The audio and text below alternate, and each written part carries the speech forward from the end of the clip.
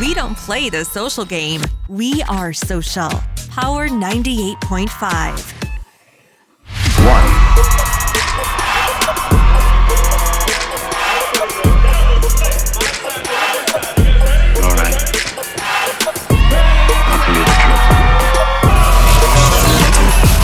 Can you hear it? Welcome, everyone. Yes. Terrible Reception Podcast. Terrible Reception Radio Show Oh, shit. on 98.5. Let's do that again. Ready? Welcome, everyone, Welcome, guys. to the Terrible Reception Radio Show. Oh, yeah. 98. 5. Power. 98.5. All right. Radio.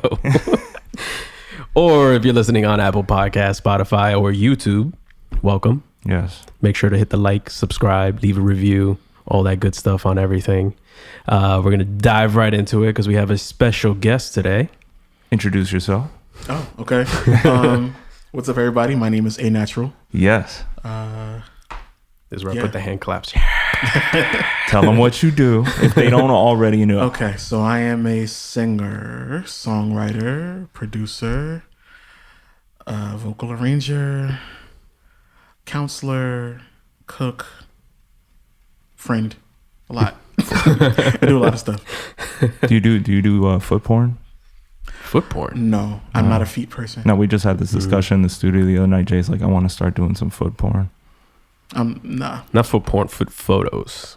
Oh. Because there's a I thought you were gonna put like there's a little, market for it. I thought you were gonna put like a little ring on your pinky toe. You're like, Oh, ooh. no, I was not gonna on say, mine. do you have like really pretty feet? Like, I have decent looking feet. I have horrible feet. Yeah. Yeah, I need to go get a pedicure as soon as possible. My dad looks like he kicks bricks all day. My dad too, actually. Now I think about it. My dad has pretty feet. Oh yeah. Skip the generation. I just imagine like a unicorn like riding a rainbow over your dad's feet. Like, Oh my god. Anyway, Yeah. so you're Okay. a man of many talents. Yes. Sometimes too many. Too many, yeah. We can definitely relate on that one. it's funny. Like we were talking about the Juggernaut and like how like such a. I mean, it's like it's a character that's like sure he ends up being a bad guy, but he's unstoppable. And I feel like that's your persona. Like I feel like you're unstoppable. Like against all odds, A-Natural is like could be burning alive in his comic book, but he's still like laughing at the industry like I'm coming for your ass, breaking through walls. Yes. It took a long time to get there. I'll say that much. Yeah. Because I almost didn't make it, but I think I'm indestructible. Yeah. You want to start from the beginning? Where did you get your Oh my superpowers God. from? Yeah. Well, since we're talking about my dad's feet, It all started. it all started there. No, like my parents were both musicians. My mom and my dad, they met in church, and they were in like a small gospel band. And I guess that's where they fell in love. And then they had my sister, and then they had me. But my mom was always singing and recording, and my dad was her producer. So I kind of got it really from both of them. Like both parts of them kind of just absorbed into me. It's funny. I've had like the pleasure of meeting both of your parents, and it's funny when you meet each one. One, you see the sides of why you are who you are, but you also like see like physically like you're in your face. You're like, oh, that's the part of that from his dad, and that's the part of that from his mom, and also in your music. Like again, everything that you said, you have that smooth jazz background, but you also have this gospel church riff. Like every time that we listen to the layers of your music, I feel like you definitely have that vibe, and I think that's what sets you apart from a lot of these people because it's organic. I mean, it's definitely a combination of a lot of influences. My mom, of course, is big on jazz. My father was big on like R&B, soul, but they both loved a lot of different things. Like when everybody else was outside playing, I was at home watching PBS, like watching Fred Astaire and Ginger Rogers and learning about Sarah Vaughan and stuff like that. So my brain is all over the place. And even like studying classical in high school and college, like doing opera and everything, that's a lot going on up here. Yeah. What would you say is your favorite of all the talents you mentioned earlier? Wow. Outside of singing. Outside of singing would be writing. Writing. I'm lying. Vocal arrangement. Okay. What do you enjoy about vocal arrangement? It comes quickly to me. Okay. Like it's like riding a bike. I never forget how to do it, and I can always come up with something. Do you enjoy the aspect that you're like, is it from like, you just like, do you not really enjoy it, but you know you're so good at it by default that it's like, okay, I enjoy this? Or do you enjoy it because it's like, it gives you that same feeling when you're on stage? Or I enjoy it when I'm working with somebody who appreciates it, and I enjoy it when I enjoy the music that I have to do it to. Gotcha. I don't enjoy it when, this is going to sound crazy, I don't enjoy it when I'm being paid for it. Because I know that I'm forcing myself to be creative for someone who it really doesn't come natural to. I feel that that's a juxtaposition in the artist field, because I feel the same way about photography sometimes, you know? So that's an interesting perspective. Do you feel it's because when you're getting paid is typically an artist you wouldn't normally work with or don't necessarily enjoy? No, when I'm getting paid to do it, and this is so candid, when I'm getting paid to do it, it's typically for an artist that really shouldn't be singing in the first place. So I have to then... We don't have tea, we have whiskey. and I've got water. But I literally have to tap into my own creativity that I would normally give to myself or other people that are just as creative. Okay. And it's kind of like we like you, we like what you do, but we don't want to give you any opportunities for yourself. But come over here and I'll throw a check at you so you can make somebody else sound good. You know what? It's like money or currency really, like it puts privilege into people's minds. I would say minds, because it doesn't exist in reality. But you know, once they throw some cash at you, they think it's like you have to do as I say. Yeah. And you know, that's a big for a long time that was my life. And for a long time I accepted it as my life. But once I left the former situation, I was like, I can't do that anymore. Like, no shit, I got a day job. My bills are paid. So throwing a check at me is not going to get me to just jump up and give you some vocals. Not anymore. And they're not going to get the best of you. Right. You know? And that's kind of not true. No? Oh, you still put it... Because what happens is once I get into the throes of it, like, I'm giving my best. I don't know how not to. Like, another thing that I feel like we go through, right? Like, I feel like you do that, right? Jay could be like, all right, they gave me 3 cents, but I'm going to still kill it. Yeah. You know what I'm saying? Yeah. Basically. Yeah. Because you still got to go hard. You know, you're being hired because of a certain quality.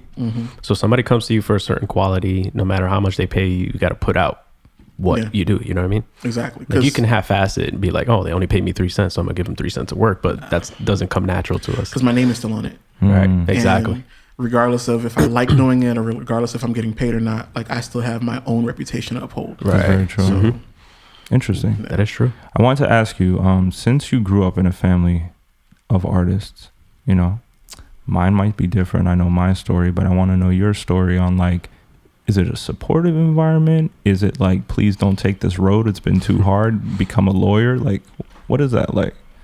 So my dad doesn't remember this story, but I remember having a conversation with him about wanting to do music, and he told me he didn't want me to do it because he had seen the issues that he and my mom had to deal with, with her career and bad deals and bad management and all that kind of stuff. And I guess he didn't want me to have to go through that. And surprisingly enough, I went through it anyway. But they were definitely supportive. It was just weird for me because I watched my parents, you know, do what they did. I watched them do shows and have to go out, you know, out of the country to do different things. And there was a time when my mom was gone and she was in London for like a couple of weeks, and it was just weird for me. But I also knew that she was out there doing what she wanted to do. So I had the support, but I would say it wasn't so much a case of like, okay, my parents are going to like, you know, put their house up for my career or nothing like that. I still pretty much had to build everything myself. They come out to shows, they come and support, they definitely like, you know, blast the music and all that kind of stuff and tell their friends, but it wasn't a case of them literally doing things for me. It was them having already done them, me watching them, and then just doing it on my own. Gotcha. Yeah. That's crazy. They led by example for me, basically. That's dope. Well, it's kind of like they know what's coming, but they're also like, hey, if you're willing to take it on the way we did, let's get it, you know? Yeah. Because I know when I first met you, you were working out of a studio. And took a drink right at the right point. Okay. No, when I met you were at a studio, and yeah. After I met you all these years, you know, you went into those stories of what the politics were.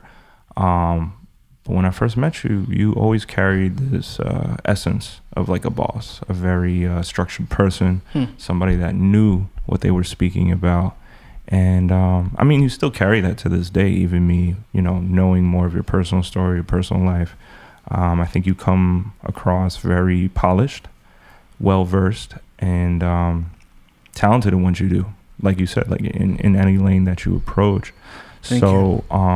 Let the people know just a little bit of like the non-glamorous parts of the industry that you've dealt with, whether it's as a singer, songwriter, an artist yourself, like, you know. I've always battled with doing the typical adult things, like going, you know, graduating high school, going to college, getting a nice job, getting your own place, getting a car, and all that kind of stuff. Like, I just didn't do that. Was that for yourself or someone else? Both. Okay. Yeah. Like, there were expectations that people had of me within my family. Yeah. And I just went a different way. Like, there would be times where I would get a job and a music opportunity would come up and I would quit the job. And it happened so often to the point where it was like, okay, either you're going to be an adult and be a grown up, or you can't live here anymore type of situation.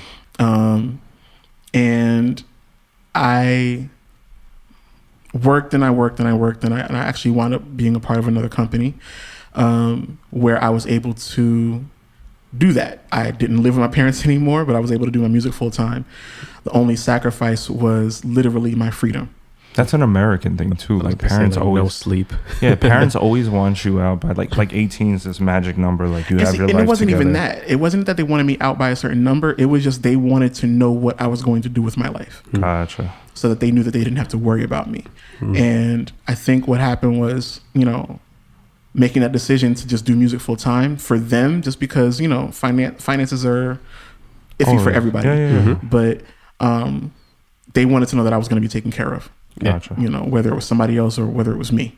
And it seemed good at the start, but what most people didn't know during that time when I was with that other company for about 6 years, I slept on the couch in that studio every single day. When Hurricane Sandy hit, I was there at the studio. Damn.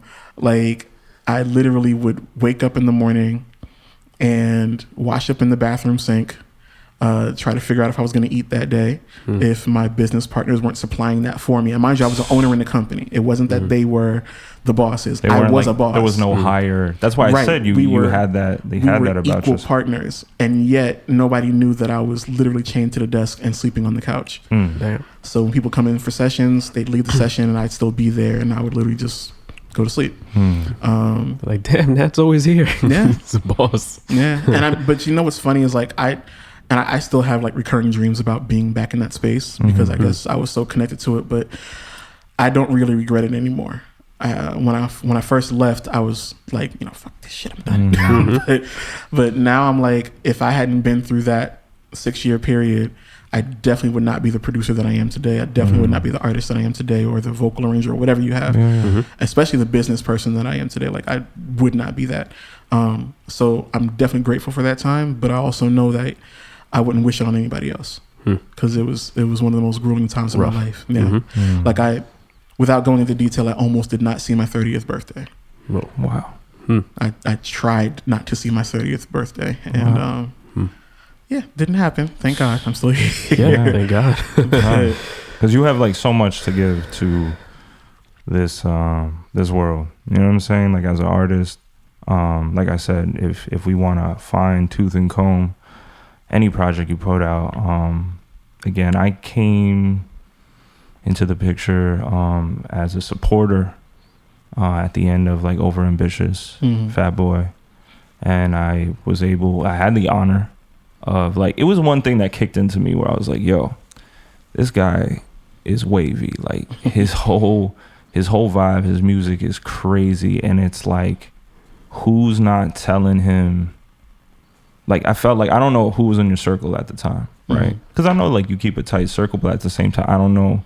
It was just something like I felt like you didn't have yet in the presentation part, and I was just like, yo, for what you have on the back end, we gotta have these on the same parallel. And the thing was, you know, I was always interested from your title, Overambitious Fat Boy, where give us a little more backstory on that. Is that taking something that somebody almost tried to make your weakness into something more of a strength? Is it like you came to the point you're like, okay, I'm going to accept that I'm heavy and that's what they're going to use against me or something like that? I really want to know why you chose that title. During the time that I was with that other company, I started working with another company called Trackfire.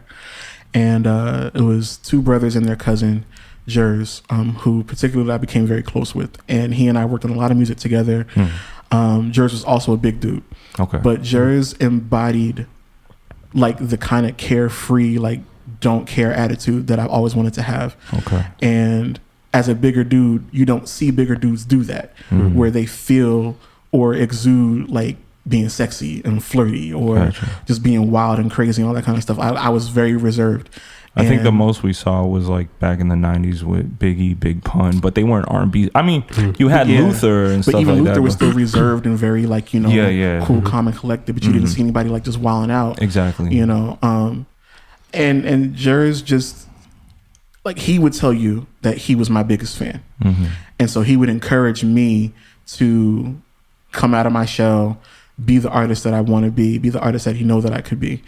And so Jers wound up passing away, and I started working on the project, and I was like, this has to be the name of the project, because he embodied being an overambitious fat boy. Gotcha. And unfortunately, did he pass away due to health issues, or was it some? I mean, he did. Okay. It was health issues, but what's so funny was he had always had health issues, but for some reason we always just thought Jers was going to be here.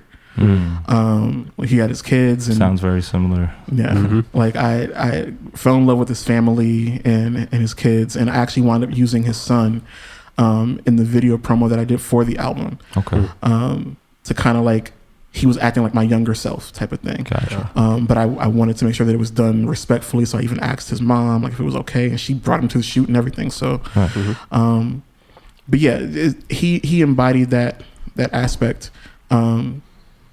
And I tried to start exuding that and when I would perform or when I would write, and because he always used to tell me that I was too safe. And you know, he was the one that tried to pull me out of that. So that's really where that title came from. Plus, it's also just a case of like, it doesn't matter what you look like. It doesn't matter, you know, what size you are. If you have a dream, go for your dream. Worry about changing the aesthetics later. Okay. You know, the gift and the dream is the thing that can't wait. Gotcha. So worry about that first, and then change everything else later that you can. Gotcha. Yeah. You dropped that project when?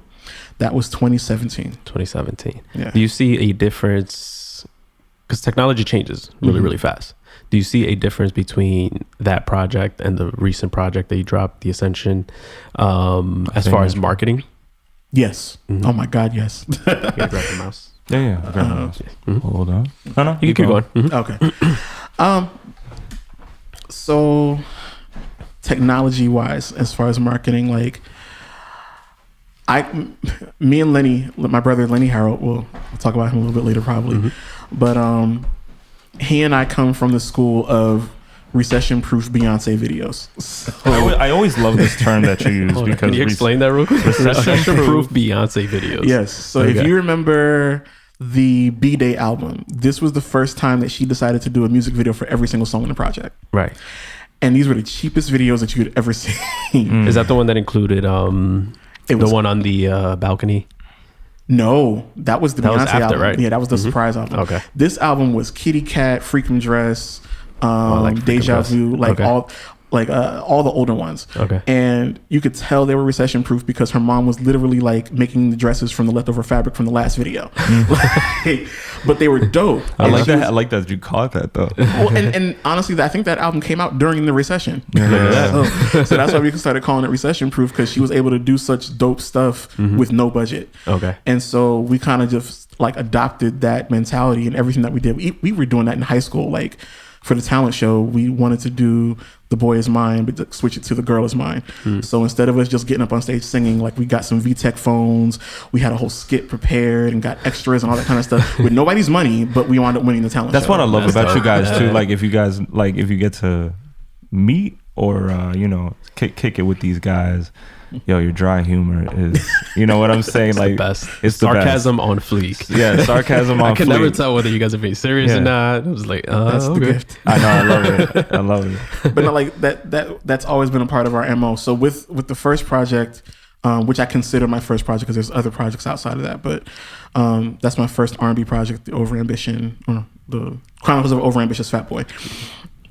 We did everything ourselves. So the photo shoots, the music videos, like everything we did with our own cameras, our own budget, with our own ideas. But fast forward till now, like I have a nice job.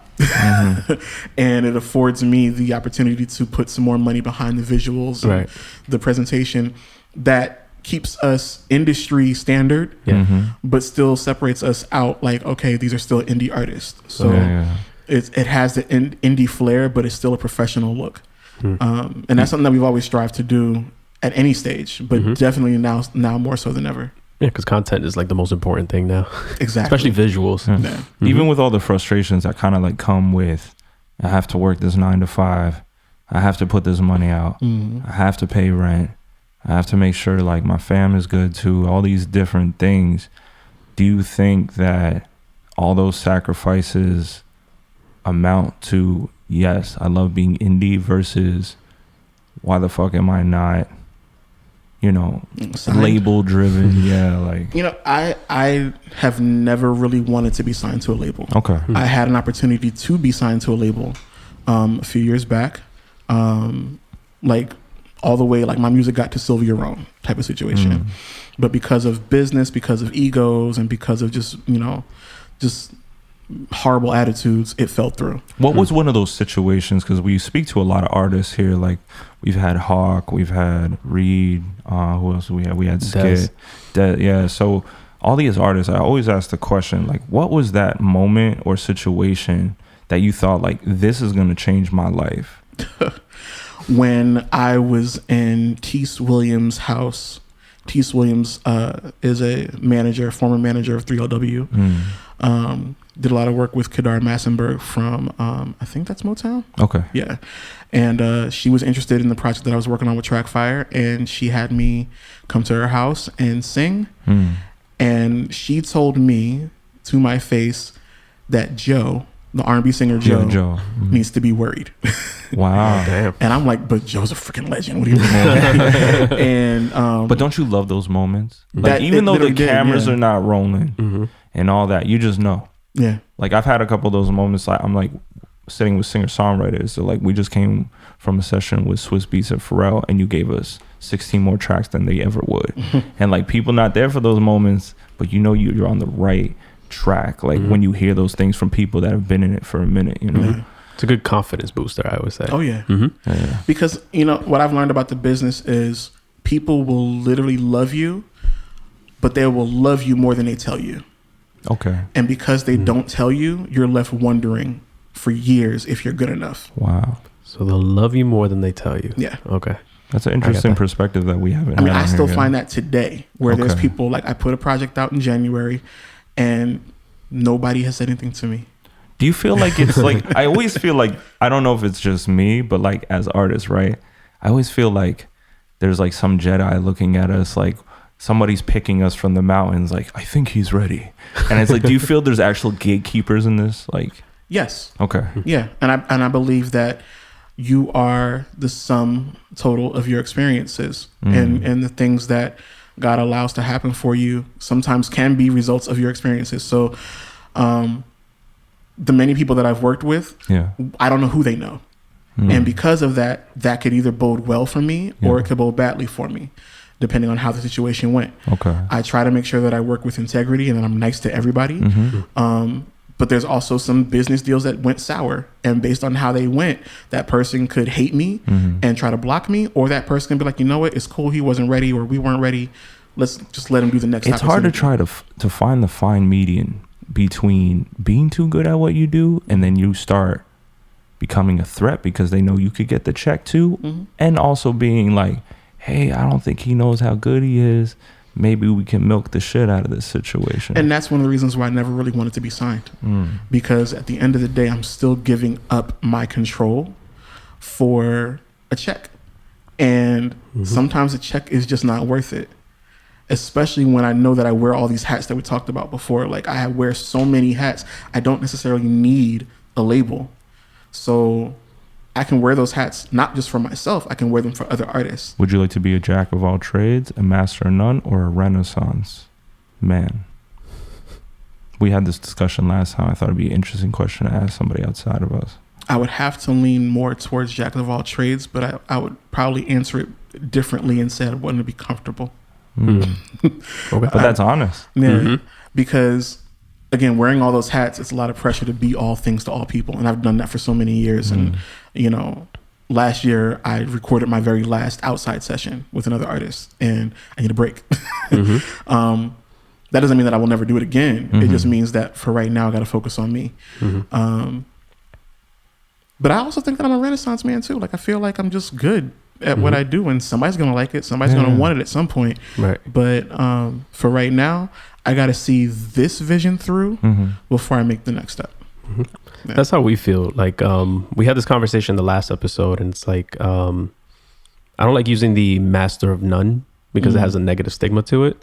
So when you say jack of all trades, that means you're really good at several things. Yeah. Renaissance man is a person that does many things, right? So, do you think that's a detriment to you? Because we often have this conversation where it's like, we feel like we're spreading ourselves thin because we have to take care of everything. We do the videos, we do the writing, we do the producing, we do the videos, we do the photos. So sometimes we feel like we can't focus on one particular thing. And even when we do start something, it's like we get sidetracked and have to take care of something else. Yeah, because you go to some studios and they're like, you have to be able to rap. You have to be able to sing. I hope your dance moves are on crazy. And also, do you act? So it's like, are you allowed to just be a master now? It's even funny because we were at a studio the other day and they were like, yo, everything is dope. Your presentation, like everything musically is dope. But there's something about your style that needs to kick it up a little bit. And I'm like, okay. I mean, I'll take that. You could have said my music is trash, but so I know when I met with Tease, one of the things that we were worried about was my look. Okay. And that I was worried about was my look. And when we asked her about it, she was like, no, you don't have to change anything. And the label doesn't want you to change anything.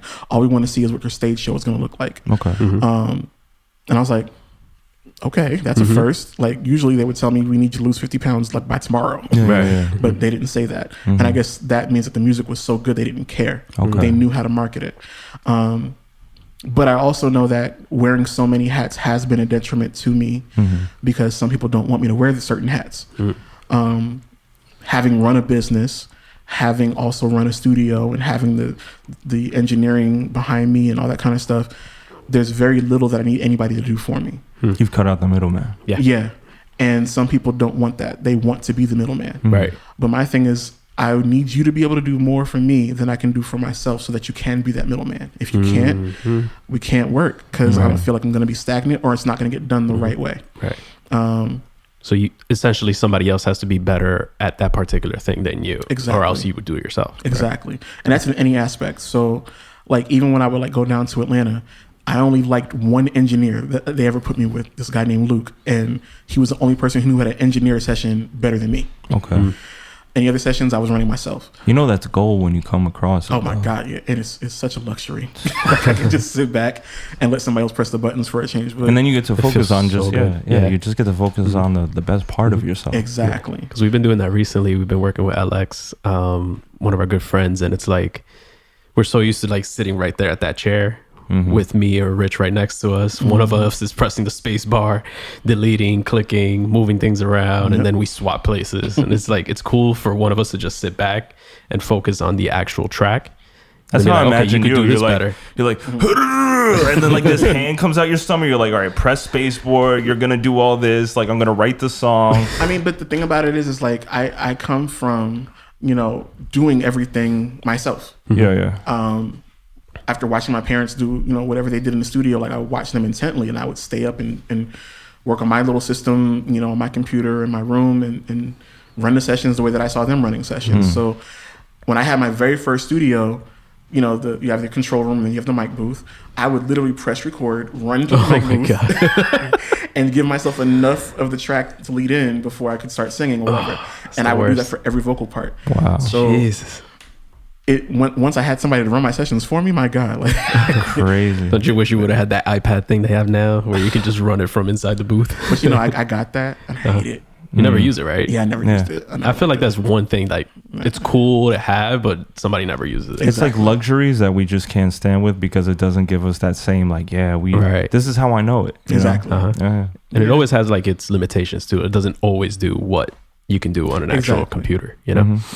So do you want to talk about what we talked about off air? The blog thing that you got into? We don't have to if you don't want to, but I feel like it was spicy enough to bring it up. We can talk about it. I mean, I know that this conversation has been long drawn out, so this will probably be the last time I even have this conversation. This whole thing about R&B is dead. Number one, as an R&B singer, I resent that. Because I'm out here, I'm doing this. There's a ton of us that are out here doing this. But I understand why that sentiment is there. Is it coming from an instrumentation standpoint? No. Vocal standpoint? Yes. Okay. Do you think they mean it commercial wise, like not on the radio type of thing? Because I can name you 10 artists off the top of my head that I listen to R&B wise. I think that it encompasses some of that, but I think also it's literally, for me, I'll just say for me, it's about the skill. It's like what commercial R&B has become? Not even that though. Okay. I think it's running rampant in all genres, not just R&B, but the actual skill of singing is lost. Gotcha. And I think a lot of that has to do with American Idol. I think a lot of that has to do with all these different competition reality shows. Why American Idol? Because American Idol was able to offer an opportunity to change someone's life based on doing the least, which was standing in a line and hoping that whatever you might have done over the last few years as a singer would be good enough to put you on television. Interesting. But you don't see the grind that these artists have done since high school, being in their college choirs and all that kind of stuff, and learning the actual skill of singing.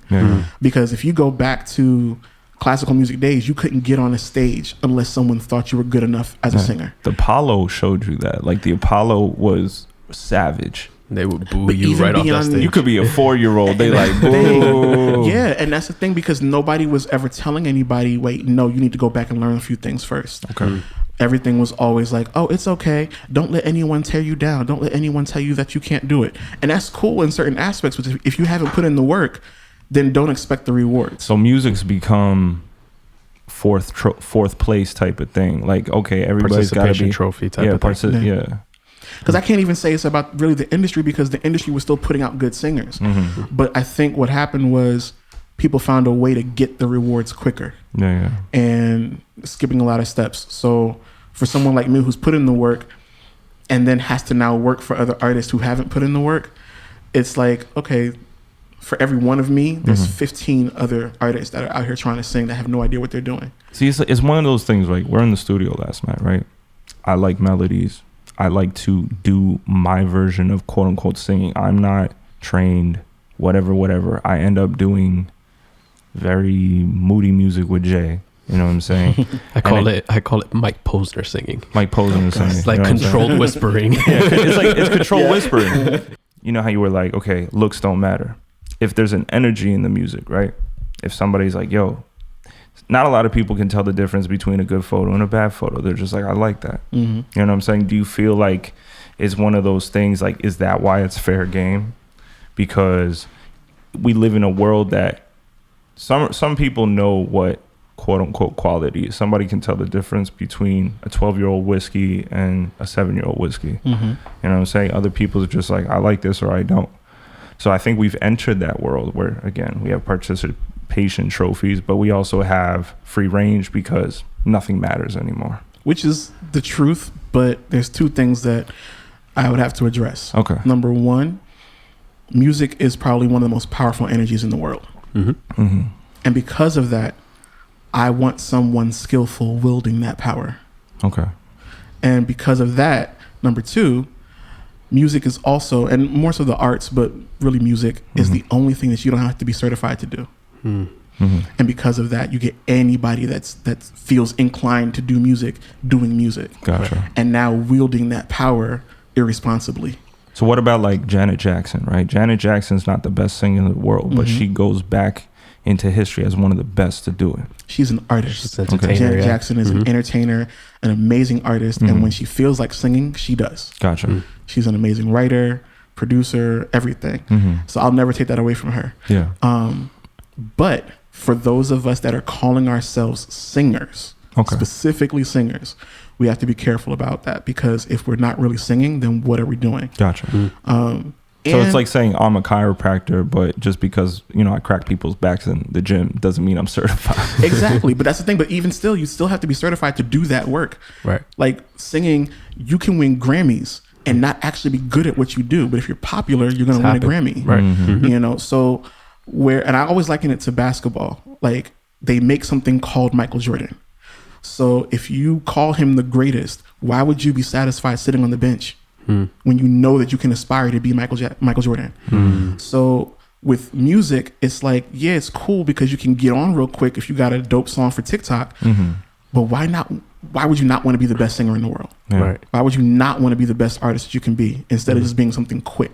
Now, I sound old and crotchety, but that's just what... Because we're talking about art too. So like everybody's always like, it's up for interpretation. It's up, it's an opinion and this and this and that. And Gary V, you know, one thing he'll say is like, oh, talent is whatever somebody perceives, or quality is whatever somebody perceives as it. So if it's like, you know, an 8-bit resolution, like video, it doesn't look so good, but like you can tell it's funny and it's going viral. That's the day and the age that we live in. And I'm not agreeing that that's like great, but it's just weird because it's like we've made so many lanes for people to be accepted and rejoiced and this and that. So now it's like, are we like, you know, slapping ourselves on the wrist for making too many lanes? No, I think what it is that we have to redefine what we want.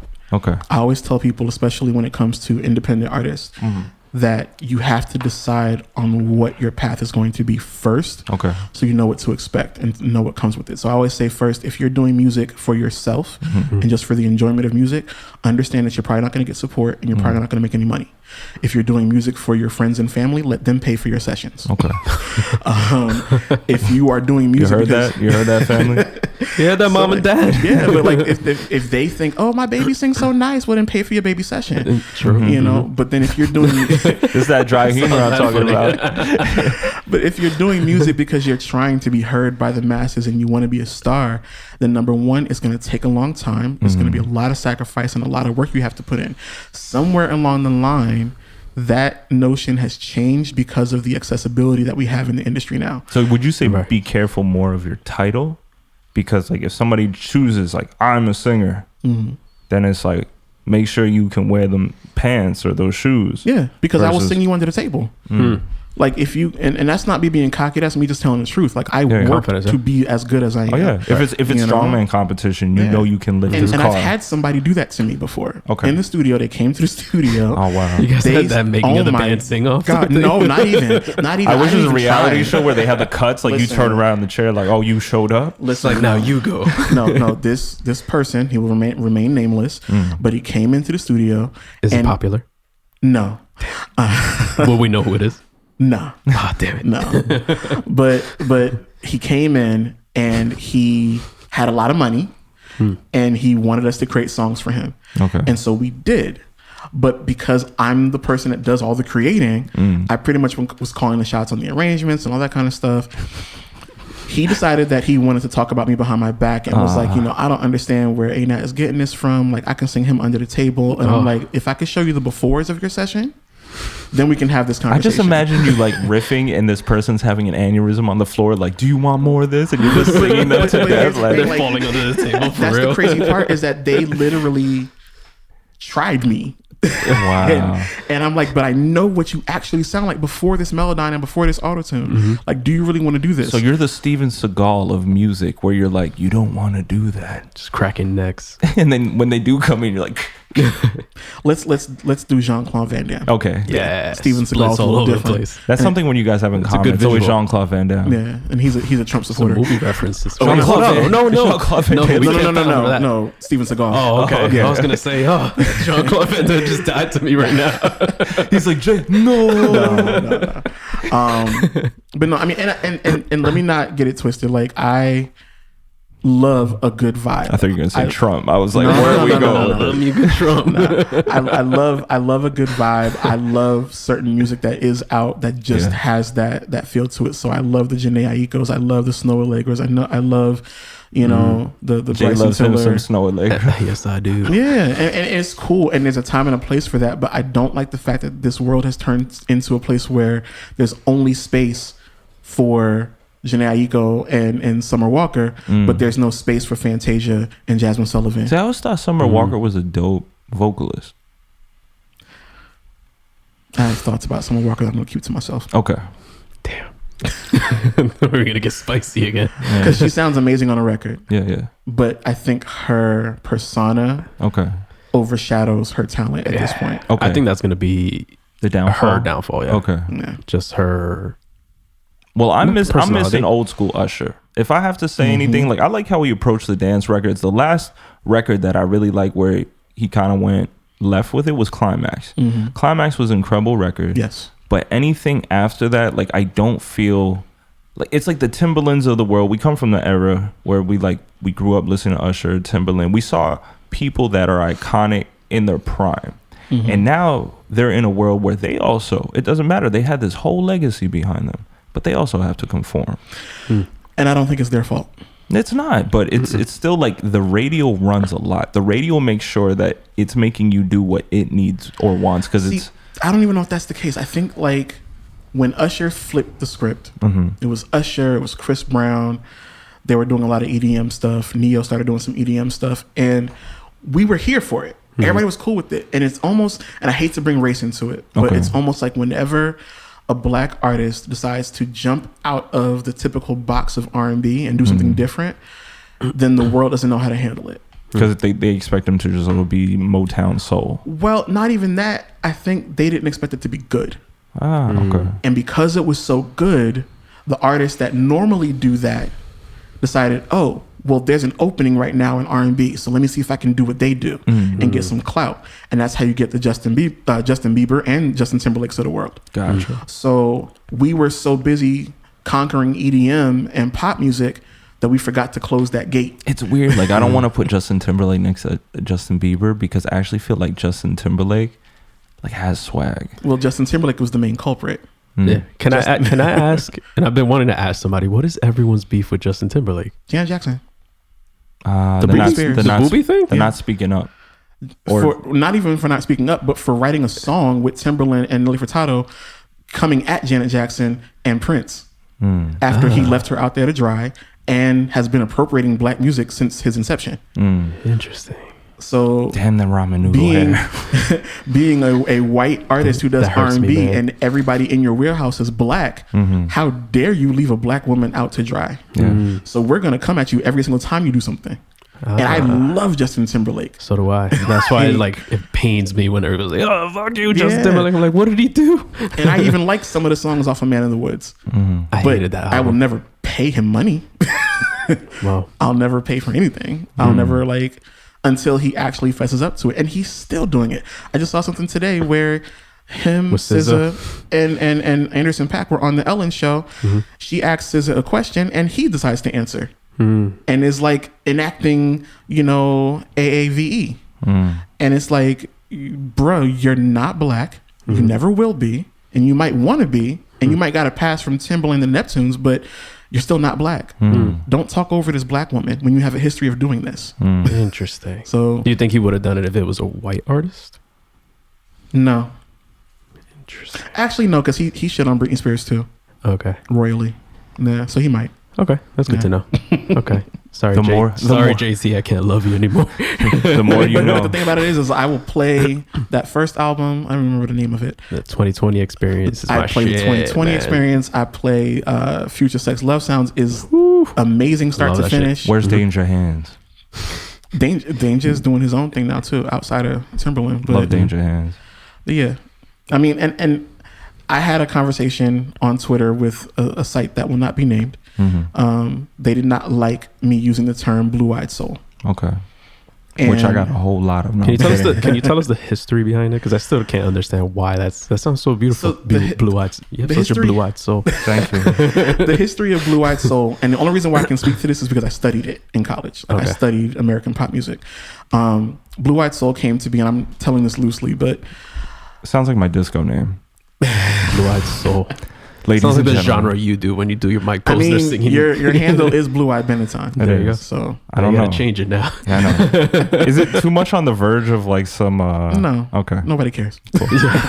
But no, like it basically came from the concept of when black artists would put out music, then it wouldn't be able to be played on the radio because segregation was still a big thing. So they gave it to Justin Timberlake. No, they gave it to Elvis. Elvis. Oh. Yes. Damn it, Elvis. And there was a lot of people who did not eat because of that. One of them being Little Richard. And a very little known fact. I did hear about that actually. A very little known fact is that before Michael Jackson died, he was actually taking care of Little Richard financially. Wow. Like he was putting money in his bank account, making sure that he was taken care of.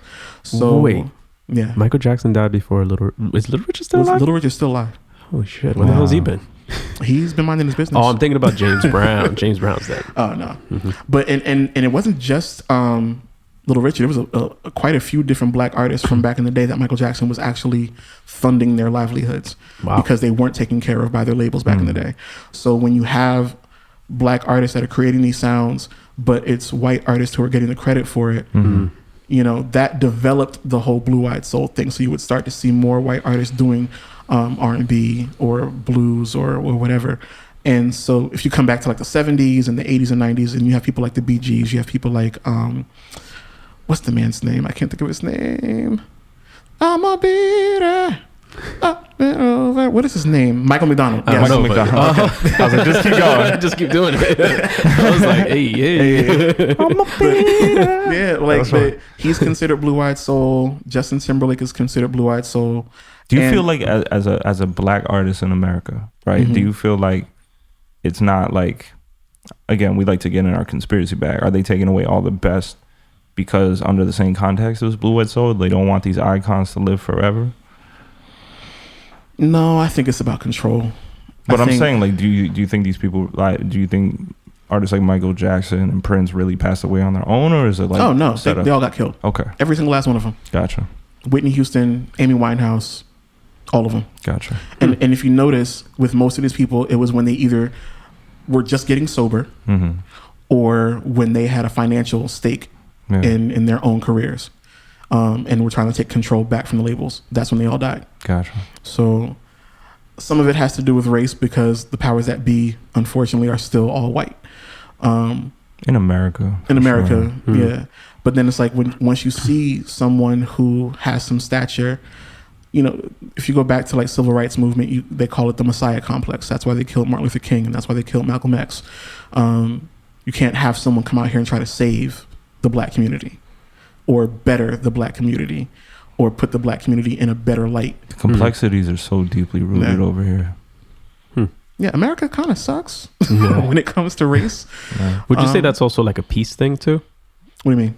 Like take that same concept that you just threw out there and apply that to the John Lennon. Like John Lennon was all about peace, and he was murdered. Yeah. But he's white. Yeah. But again, it's anyone who is trying to buck the system. It's just that we have a history of doing it frequently with black people. I think that's one of the reasons why Bernie Sanders is probably not going to be the nominee right now. Yeah, is because he's bucking the system. You know what he is? He ends up being a dirty term for a lot of people, and socialism is a dirty term in America. So I feel because he's like one of those few people that the government can't actually control. Exactly. He's the wild card. We got Joe Biden, who's out here looking like a Men in Black robot, alien robot. They always go with the weird ones. I'm like, does nobody see? Joe Biden is a Democratic Republican. Like, best way to explain it. He's a familiar face.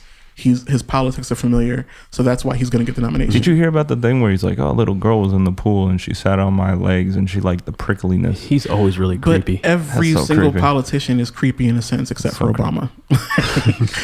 Obama's just cool as fuck. Yeah, he was like the only scandal-free president. But I mean, what about the part where they're saying like Michelle is actually trans? That's a rumor. Yeah, they say a lot about a lot of black women, especially Serena Williams. Yeah, I did hear that one. Yeah. Ciara was popular back in the day when I was in high school. It's just conspiracy that I don't know what anybody else is thinking about. But again, that's the trope of you can't put a black woman in a good light either.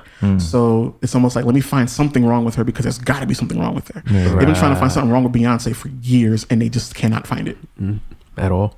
So she just comes out of it like the phoenix. Yeah. Every single album. Even better. And what do you think about this Corona thing?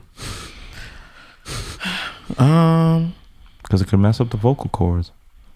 Yeah, well, hopefully. Well, do you want to talk about like your whole little idea that you said you wanted to do, or do you want to save that for when you actually do it? I'll save it for when I actually do it because I don't want anybody stealing because that's been happening lately as well.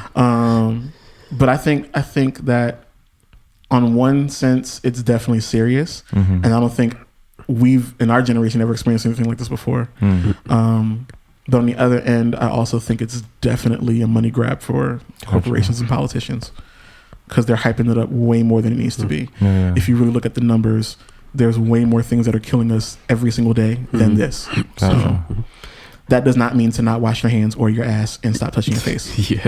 I heard it's like, well, my thing is the healthcare thing, where it's like, impoverished neighborhood can't afford healthcare, so they're going to be forced to either deal with it or actually show up to a clinic or a hospital where then they are indebted to these but think about it though. Impoverished neighborhoods have been suffering for how long? This is nothing new to us. Right. I'm sitting at home like, okay, this is cool and all, but did they ever fix Newark's water crisis? They still haven't fixed Flint's water crisis. There's still police brutality that's not being reported on right now because everybody's talking about the coronavirus. They're saying the vaccines either going to be taxed because of the bracket that you live in or the insurance that you have, and it's going to be mandatory. I don't know how people feel about that, but I'm not feeling it. I don't think it's mandatory. If you believe in the movie Contagion, they did mandatory vaccines, and if you could not get a vaccine, then you pretty much just died, and they burned your body. I mean, if the Holocaust happened, I think anything's possible. Yeah. I mean, this country has done Stranger Things, so aka Stranger Things. Ready for that new season? Exactly. I was gonna say Stranger Things, the show. And I did find a life hack on Twitter. Okay. They did say that the test for coronavirus is like stupid expensive here in the U.S. So they said why wouldn't it be to bypass that instead of going to a hospital, go donate blood. I did hear about that. And when you donate blood, they have to mandatory test your blood for any kind of sicknesses and stuff like that. So that is pretty smart. Yeah. Boom. It's so funny though, my job, because I still have a day job. I just hope they don't find you dead tomorrow. Well, no, they were supposed to be doing a blood drive, I think this week. Yeah. They were supposed to be doing a blood drive at my job this week, but they've already sent everybody home from work. Oh, damn. They did that at work? Like you have to stay home now? Yep. For how long? Indefinitely? For the next few weeks until they say something else. That's so crazy. Yeah. I'm surprised like the schools haven't shut down yet. They are shutting down as we speak. Yeah. I have a friend, coworker, that just talked about Jersey City and how they're about to close all the schools there because I think one of the kids got sick. Wow. Something like that. So. Oh no, because same thing with William Patterson, right? I was in the Uber yesterday and we're actually picking up a girl from William Patterson. She's on the phone with her family and then gets on the school saying like, hey, they stopped this season early Sound like the NBA. I was like, oh, shoot. Rutgers is shut down now. There was a whole thing about Harvard, how they sent everybody home, and there was some people that had no homes to go to. Mm-hmm. But I still don't get where the panic is coming from, because honestly, we know the severity of the coronavirus in the sense of how it's treatable. The percentage rate of if you don't have a pre-existing condition, like say you have a collapsed lung or you've had really bad pneumonia in the past 6 months or something like that, or, you know. Can I be real? Yeah. The panic is coming from the fact that people are nasty. Yeah. And because people are nasty, we don't know who hasn't been washing their hands. Yeah, right. We don't know who's been touching everything. But then you see these ladies with like masks, but they're putting their life on the line to get their hair done. Yeah. It's like, what is this really? You want to look good? Gotta look good in the living room. You know what I'm saying? Yeah, but it's a history of laziness that our country is known for. Okay. You go to other countries, and I just saw a post from my guy Tazio. He's a songwriter. He's over in I think Sri Lanka or something like that. One of the Asian countries or something like that. And he is saying that the methods that they're taking over there are methods that they've always taken. Okay. So if you go to a show, they're just simply testing your temperature when you walk in. Yeah. If you don't have a fever, go enjoy your show. Yeah. If you have a fever, you can't come in here and enjoy the show. Right. Yeah. There's no need to put bans on flights if you do what you're supposed to do. I think there's reasonable precautions that people should be taking, but things get so like out of hand and hyped here because it's like media driven. Exactly. I think that's the same reason why Trump is in office, because he knew, it's entertainment, it's ratings. He said it himself. Yeah. You know, so it's like everything is a rating here. And even just to bring it back to the music thing, like the reason why that type of singing, that controlled whisper, as you say it, is the thing now, is because that's cool. It's marketable because that's what everybody's into right now. So I call myself the blue-eyed whisperer. Please don't. Please don't. I'm just looking for this Call name. yourself Blue-Eyed Willie. Blue-eyed Willie. No. Okay. Listen, back to the drawing board. Listen, this message goes out to Lauren Ashley, James Foster, Glenn Adams. My government? Though? Yes, Shit. and Glenn Adams. Sounds like you're in trouble. Okay. Take me out of the Whisper League into the semi. I'm part of the chorus team now. You got a few more classes. I know. But no, like everything is cool now. Like I've been learning lately that like Instagram has made it so that everyone just wants to take a picture. They don't care what you do. They don't care what you sound like. But if you look marketable, if you look cool, if you look sexy to somebody else, they want a picture of that, or they want a picture with someone like that. And that gives them clout. It makes them feel better, about themselves. Yeah. Whereas Twitter is about what you think. And even though it's very problematic and you can get in trouble for saying things like I did today, at least there's a bit more realness there. I love Twitter. Yeah. Twitter has been giving me a lot of life for the last few weeks. And I say life in the aspect of my music life. Yeah. I found way more support on Twitter than I think I've ever really found on Instagram. My most liked picture on Instagram is not even about me. Okay. It's about a picture that I took with somebody else. But on Twitter, I've been getting follows. I've been finding new artists and all that kind of stuff. It's funny how like there's certain lanes for certain artists that really work. Yeah. You know?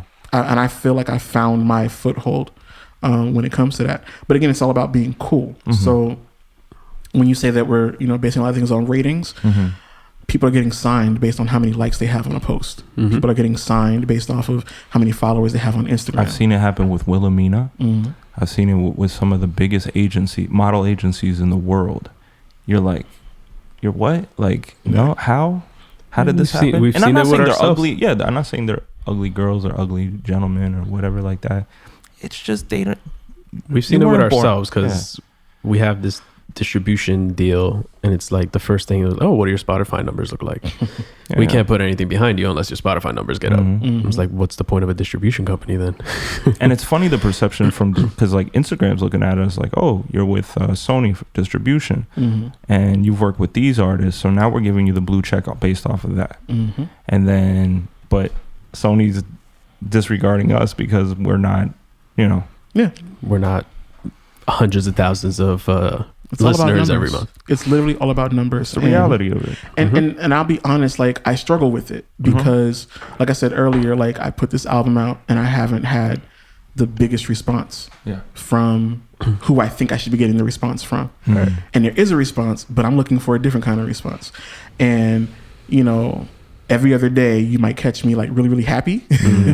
And then the next day you'll catch me like really upset. Like, oh my God, nobody's listening to this project. Yeah. Now, I won't know until next month when I get those reports back from TuneCore. This is why we say in France, like, you have to live le vie artiste. Like, you have to live the artist life, because sometimes you'll end up being like a Mozart. Like, you might not even be here to witness your fame, your greatness, where down the line somebody's going to come across these projects, even if they're sampling them or whatever the case may be. Somebody's going to find greatness, because it is what it is. You cannot take away that your music isn't great or whatever like that. It's like everything you've put together has been phenomenal thus far, but it's just, like you said, you came in today when we were off air and you said these are weird times. There's not, you can't gauge anything. It's an ever-changing lock. And I think that's why you have to, and like I said, I struggle with it, but that is why you literally have to be confident in yourself. Yes. So if you are a whisper singer, be the best damn whisper singer you can possibly be, because that's your shit, that's your lane. Right. But if you want to go for blood, then go for blood. Like, I literally had to tell myself, like, you're okay. Because you do this, you're good at this, you don't need anyone else's approval. You don't need 1,000 followers, you don't need 1,000 people to like your stuff. Like, just, if you like it, you like it. Right.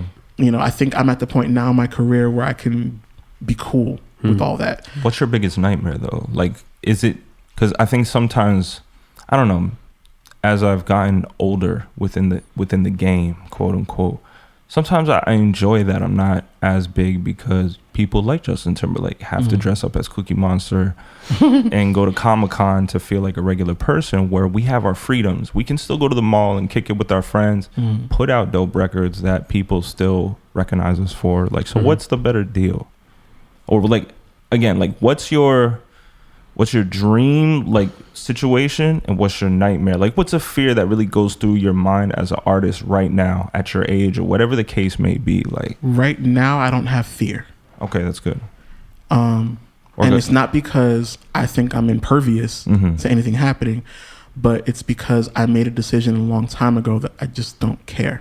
Do you have any concerns? I mean, I on a business level, like, I want to be able to make my money back that I spent on this project. Yeah. So if I had the right numbers, if I had all the shows being booked and all that kind of stuff, then I'd feel like this was for something, financially speaking. Have you ever sold merch? Yes and no. Okay. Because it's funny enough, I know even from our end, sometimes when you think about you're selling a hoodie or a t-shirt based off of your album cover, whatever, you're still getting even more, the same amount that you would selling from an album. But I want somebody to like me for my music and not my sweatshirt. Gotcha. So as much as I know that I probably need to sell merch, and I know that today's day and age, we need to have that in addition to the music, I'm 36 years old. I just really don't care. Do you think maybe that would be, because the way I see it is you're a walking billboard if you have merch. Like, I try to wear this as much as possible. We have it tattooed on ourselves, where eventually or periodically I have people ask me questions all the time, like, hey, what's that? Or what's that on your arm? And that opens up the conversation, like, oh, this is the logo for my music company, or, you know, I make music and I do photography. This is what the logo looks like. I think that people do things, and not saying you guys, but I think people do things where they are. Okay. Or they do things because of where they are. So for me, I have never sung in another state outside of the East Coast. Like, I've sung in Jersey, Connecticut, New York, PA, Atlanta. But nobody's ever heard me sing in California. Are you going to call it Summer Walker syndrome? No, because there's a difference. Okay. Like, I want to sing for people. Like, she doesn't want to. I actually want to. Yeah. So for me, I probably need to do merch in this area for the people that don't know me, because then they would be like, oh, what's the A-Natural sign mean? Or what's the Fox logo mean? Or whatever. Like, that would be cool for this area. But there's still a whole demographic of people outside of here that have no idea who I am. It's brand new to them. And a shirt is not going to do it for them. They got to hear the music. I see. You know, so once that's not a fear that I have. It's, I guess, just a concern that I have. Like you said, like, I'm concerned about how far my reach will actually be. Gotcha.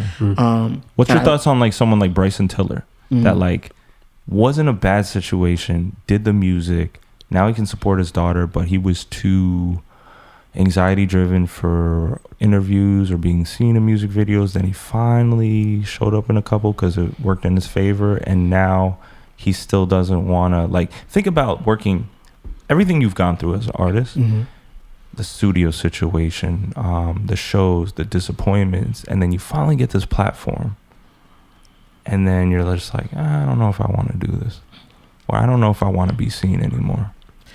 The difference for me is that, like I said, I made a decision a long time ago about not just who I want to be as an artist, but I've embraced what I will call the call that God has on my life. Like, I know what my responsibility is on this planet, and it actually supersedes just being a singer. Gotcha. It supersedes just doing music. I know that there's something that I'm supposed to do, say, and present that is a direct connection from people to God. What about a Little Richard situation where you're Little Richard, incredible artist, world renowned, and then it's like you end up in a position where another artist has to take care of you because you got to lay low? It's a little bit different because Little Richard signed a deal. Gotcha. And is the result of that deal. Gotcha. I have not signed any deals.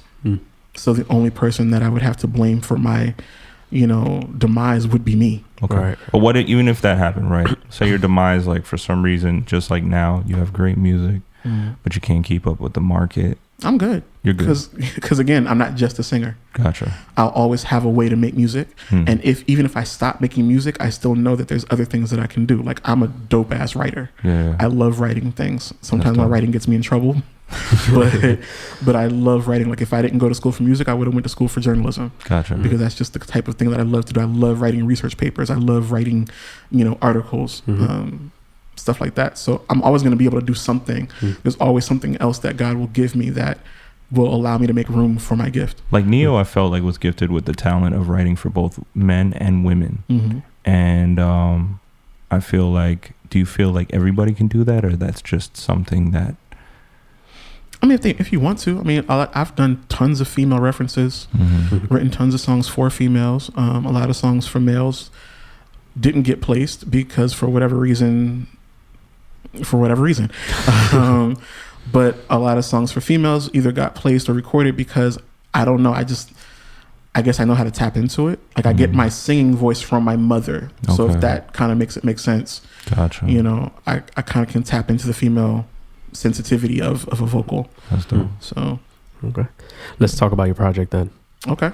We'll finish up with the project because we got about maybe 15-20 minutes. This is before a dope conversation, by the way. Like, I know, man. I'm loving all of this. We always try to have a conversation, and it's perfect because we didn't have anything written down. We were just bouncing off each other, which is great. And we're trying to work on the way we present certain questions, and because sometimes he'll ask a question, I'm like, damn, that's a really good question. I have one in the back of my head and I completely forget about it. So we're still trying to get in the groove of having people as guests, but we also want to promote you as well, because you made the time to come over here. Yeah. This is where Jersey comes together. Like, this is one of those things where, like, we're gonna sneak the pill in the applesauce, even if you're against, like, coming. Oh no, this is how you support other artists. Yeah. This is how you do it. If you have a platform, you present that platform and you provide it for other people. I love this. I'm here for it. And I tell people all the time, like, we don't have a ton of followers, but we have a decent following, which consistently come back every week. Now that we're putting out more consistent product out. So even if it's just one new follow or one new Spotify listener, we've done our job. Exactly. Same thing about your music. I think when the world catches up, these are going to be gems that people look back on. Like, I love that I got to get that close to the artist. Yeah. Amen. That's what I'm here for. So the Ascension. Yes, the Ascension of A-Natural. A-Natural. How did it come about?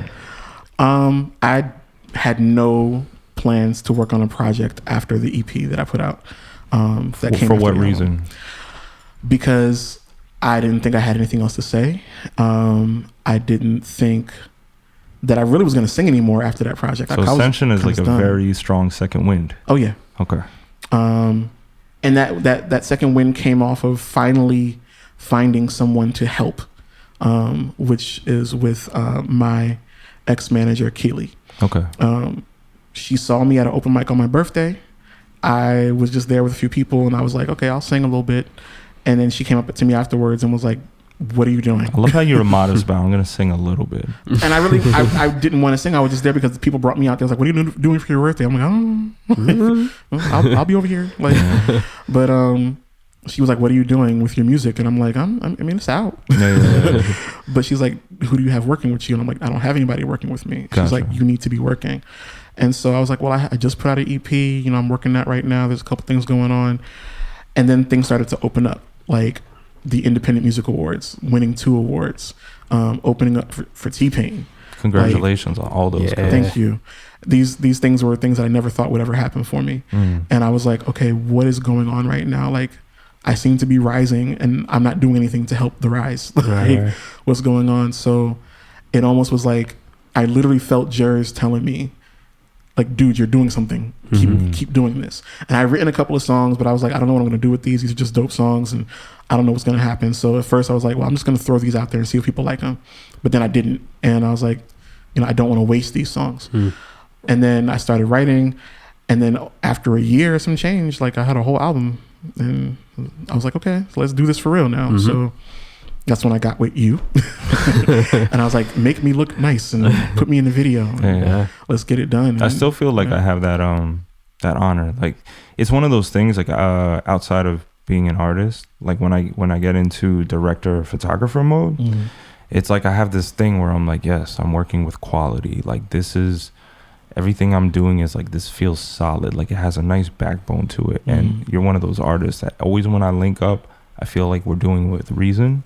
We're doing it for purpose. Yes. And it has substance. At the end of the day, Yeah, so that's definitely dope. This project specifically is the first time that I did not produce the whole thing. And I also had all male features on the project. And I wanted to really, like, kind of bring back a masculine energy to music that I felt was being lost. No shade. In the Me Too movement, I feel like the masculine energy was being lost in music. And it's not to knock women, but it was just like, we out here too. Like, the ones of us that actually respect y'all, we're here. So, like, you know, let's put that on a pedestal. So you're thinking more like the romanticism of the R&B movement. Like, you feel like it lost a little bit of that. Yeah, because I felt like it was like a men ain't shit movement.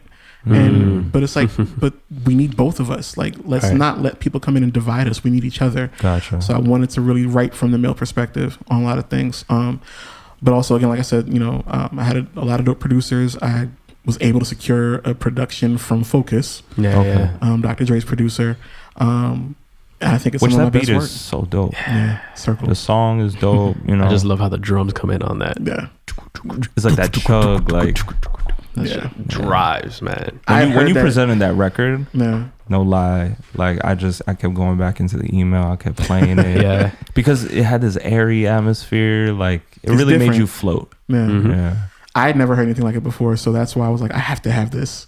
And luckily, he let me have it. So, and when you said we were shooting the video, I was like, oh man. And that's, I think, one of our best works to date. Oh yeah, it's definitely my best visual so far. But yeah, the album is out. I'm still pushing it. I got another single dropping tomorrow from the album called Elevated, which is like my favorite song because I love the way that I can sing it. Tell them what you told me on the phone the other day when we were setting this all up, where you were like, the thing that it's kind of clashing right now. What's that? Production standpoint on Elevated. Oh, somebody released an album last week that used the same sample. Can't we know who that is? It was Janae Eiko. Damn it, Janae. She has a song on there called BS with her. If you ever seen the Spider-Man meme, your songs are looking at each other like that. Yeah. Is that the one with Big Sean on it? No. No. Because I like that song. What was it called? It's called BS. BS. Yeah. BS. And shout out to Janae Eiko. The album is dope. Yeah. It just surprised me, but I found out that it was a royalty-free sample, so anybody could use it. That's the thing about it now. We have programs like Splice and stuff, and that's where they got it from. Splice. So, so mine came out first, y'all. Like, I wrote that song last year. I like your version a lot better, and that's not just to like gas you because we know you. It's just like, if we're playing one record compared to the other, yours has a lot more drive. Yeah. So I'm dropping it officially as a single just to be petty. And plus, we had a really dope photo Everything shoot. has a story Exactly. for it, right? The photos were really dope. So I'm gonna use those too. This is the first time, too. Like, I love seeing progression. I love seeing comfortability levels come into someone's nature. Yeah. And I'm way more comfortable now than I ever have been before as an artist. So. You've become the artist that when we first did a couple shoots, you're like, you make me feel like an artist, and I always told you you are an artist. Yeah. And now it's like you just embody it. You didn't say anything last time. You were just like, I want you to shoot this like this. You were ready. It's funny that you say that, because when you were showing me some of the samples of the photos you shot with each other, the first thing I said was like, he looks way more comfortable in front of the camera. He went into that lean. I said, okay, that's right. Mind you, the lean hurt on the couch. The lean hurt because it was like this table. Yeah, my leg don't do that on the regular. That Deadpool lean. All you have to do is do this. But no, it was definitely an elevation of the whole process. I mean, that's what this whole project is about: ascending, elevating, taking it up to the next level. So I think that's such a beautiful and important word, and that was our first single together. We also had a track entitled Elevated. Yes. And there's something really, elevation is a beautiful thing. It's you know, it should be part of our human. You should want story. to elevate yourself. Exactly. Yeah. Again, why I sit on the bench when you can be Michael Jordan. Boom. Damn. Don't be the water boy. The Adam Sandler version? Yeah. Bobby Boucher. Is there anything else you wanted to touch on before we head out? No, the album is out. It's called The Ascension of A-Natural. I mean, it's everywhere. It's really dope. So if you like some good R&B, if you want some singing, it exists, y'all. Yes, it's here. Look into that camera right there. Tell them where they find you, where they can't find you. Okay, so you can find me everywhere at A-Natural Forever. So the website is anatural4ever.com. All my social media is anatural4ever. So real easy for you. On Twitter, Instagram, Spotify. Do you still use Snapchat? Nah. Yeah, do I? And I was gonna do TikTok, but I'm like, I'm good. I have a couple ideas for us for TikTok. I've been on the TikTok wave, just examining it, and it's funny. These 36-year-old knees do not need to be on TikTok. Yeah, I thought the same thing, but I see all these kids like doing all these dope shit. Like, yo, I gotta come in and show these kids what you can do. Jay's been itching from a creative standpoint. I might try it one day. I am itching. But if y'all see me looking a mess, like, just tell me to stop. Okay. I really kind of like where you left us off. We're saying like, you know, don't sit on the bench when you have the chance to be Michael Jordan. Yeah. Do you want that to be your last words? Or do you want to say anything else? Like words of encouragement? Yeah, I mean, or leave a gem. I just want everybody to just be nice. Okay. Like being nice goes a long way. And I know that sounds so trivial, but I've been finding out, especially in today's world, we're not nice. Yeah. Right. And especially when it comes to music, like there's so many of us that are trying to do this that don't do it because people aren't nice to them. Sean Stockman told me, he was like, I don't care how talented you are, but if you're not nice, if people don't like you, they're never going to give you an opportunity. That's very true. So just there be was nice. Skit, one of our last few guests, or our last guest, he told us there's 2 of 3 things that you would get from somebody that you're either working with, working for. They're either really dope, or you fuck with them as a person, the money is there, or what was the other one that he said? You want to have sex with them. That falls into you like them a lot. No, I'm kidding. But basically there's 2 of 3 things that you're definitely always going to check off, and there's never all 3. Yeah. So I definitely I fuck with that. Yeah, So just be nice. just be nice. No, It takes nothing to be nice. That's beautiful, because honestly, that's something that even now, like the coronavirus is winning because people are not considerate. Yeah. And that has to do with niceness and feeling situations out. Be nice and wash your hands. Yes. And your ass. And your ass. Your ass. And stop touching your face. Yeah. Well, with that said, it's been a beautiful time together. Yeah, man. This was dope. We could be here all day. Yeah. But, Episode 33. Here with A-Natural. It's been the Terrible Reception Podcast. We do this all the time. I don't know if you're tuning in enough to... I'm tuning in somewhat. Okay. I still got a day job. So you know. That's where you got to listen to it. That's where most people listen to it. We always have our saying. We're going to hit them with the intro and the outro, and then we hit them with a wha-bam. So you ready to do it? Okay. So you look into that camera, say, we're going to hit them with the intro and the outro. Wha-bam. We're going to do that together. You ready? Okay. And that's how we send off every episode. 3, 2, 1. We're going to hit them in the intro and the outro. Wha-bam. 1.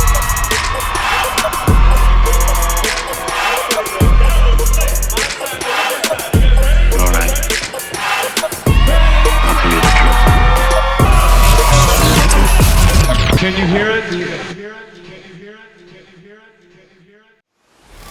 We don't play the social game. We are social. Power 98.5.